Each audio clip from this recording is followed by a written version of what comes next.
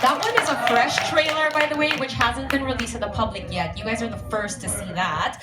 And I'm sure you're super excited to see the K-Squad in the flesh. So let's call them in now, starting with an outstanding theater and film actress who plays the role of an idealistic, quirky, intelligent woman who is obsessed with the romanticism of K-drama.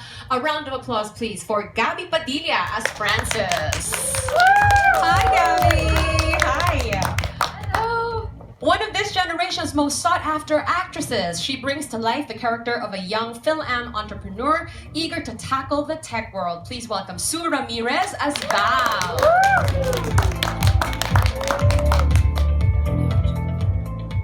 Hi, Sue. The leading man of this series, playing the son of a wealthy tycoon who tries to carve out his own path and build a name for himself, he is one of our most prominent leading men. Actor Jake Cuenca as Jay. Hello. Up next is an actress, host, and model who plays a competitive full-time mom and wife who constantly pursues perfection. A round of applause, please, for Isabel Daza as Sheila. Hi, Belle. Hello. And last but not least, a multi-talented and award-winning actress who portrays a high-profile brand strategist dealing with the pressures of a successful career, Miss Isa Calzado as Tish. Hello, beautiful. All right, everyone just drink that in. Yes, they're all here in the flesh. Okay, it's time for me to ask you guys some questions now, and anyone can answer to start us off, right? What do you think sets K-Love apart from all your previous TV or film projects? Maybe that's a good question to start with. Does anybody want to go first?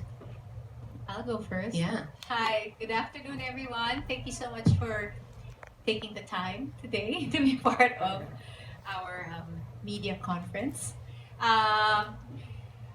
Well, I'm normally cast in some very dark and serious roles or projects, so that alone makes this very different. As you saw from the trailer, it's light and bubbly. It's feel good.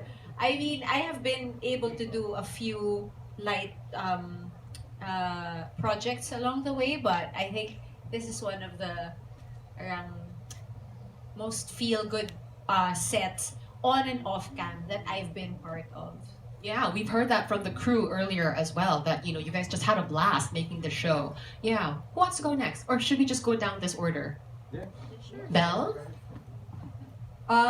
What makes it different, I think, exactly what Isa said. It's very light and bubbly, but also I think the script played a huge role in it. It was very modern. It's something I think that a lot of us can relate to, and it's really easy to digest. I feel like it's something that I haven't personally worked on because I did like some horror and dark things. So this was very much a shift from what I was used to.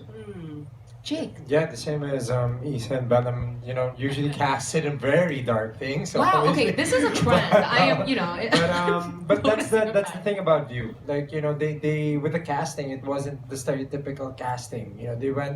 They challenged themselves and they challenged us actors to do this differently. This isn't exactly our forte, diba? But they made the set so fun that before we knew it, it was done and we were already missing each other. Aww. And at the same time, also, this is the first time I shot a TV show all in English. Like, it's the first time also. Yeah. Wow. May I just add to that? I think Sure. beyond like apart from what Jake said, is that they saw us in that light. Yeah. Like they gave us that opportunity because as actors, you can at least give it a go, diba? But all you need is an opportunity, whatever it is. So thank you so Thank much you. for giving us the Green. opportunity.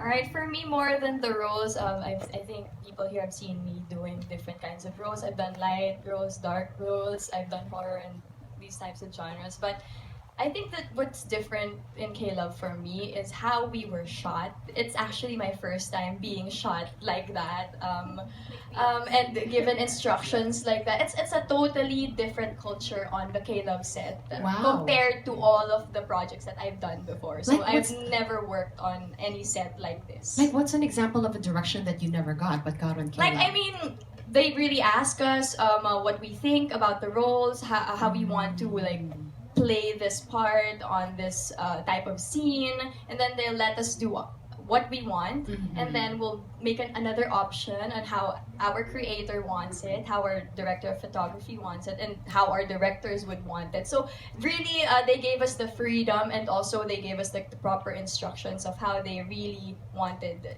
us to portray our roles here on this show. Truly collaborative, sounds like. Yeah. So Gabby. I agree with what everyone said. I think the team really decided to elevate the standard when they set out to do this, and it shows. You can feel it on set when we set out to do it on the first day. Everyone was just so excited to get to work because everyone wanted to bring their A game, basically. And I personally, this is the biggest project that I've ever been part of, the most mainstream one I've been part of. But also, I personally like how it portrays a new kind of Filipina, a modern Filipina who's not disenfranchised or defeated. It's just a very empowering picture of the modern Filipina. Yeah, I think you guys were all just really super excited about it, and it shows, you know. And maybe K-Love is really your story. Like, it's the love between, you know, the cast and the crew. Anyway, Definitely. right? Yeah. I have just like, you know, individual questions, and then we can turn it to the media because I'm sure they want to ask you a lot of questions. Starting with you, Isa, and I think you touched on this a little earlier. We heard from Karina that really they had you in mind for this role. But was there a particular reason that you said yes to portraying Tish? Well, Karina was such a passionate pitcher. No, like Belle said that too. It's like her energy, like when she was talking about it, it's contagious, and you really want to be part of it. On a personal note, we had also met years ago, and when she said that, I was like, wow, parang pinagtagpo kami. She's the one. And then, of course, like most actors should do, but you check the script. Of You read the course. script. Yeah. Please, you ask for the script. And that won me over. Because when I read it, it was so well written. It was dynamic. It was, it flowed. The dialogue was, you know, because you're reading it and it's flowing. And then, of course, I always check, like, can I play this role? Do I see myself playing this role? Can I breathe life to Tish? And when I said, okay, I could, then I accepted it. And Wow. I'm so glad I did. And so are we. I mean, it basically ticked all the boxes for you. Yeah, fantastic. Belle, you are very much like your character Sheila. You know, you're juggling your family life. Why are you guys laughing? No, I meant the juggling. When you watch it, Oh. you'll understand. I hope that wasn't offensive or anything. No. Okay. Because you're a very busy mom. You know, you're juggling your family life, your career, your business, and all of that. What do you think is the key to maintaining work-life balance? Oh, that's a good one. Actually, when I'm in the Philippines, I focus a lot on work.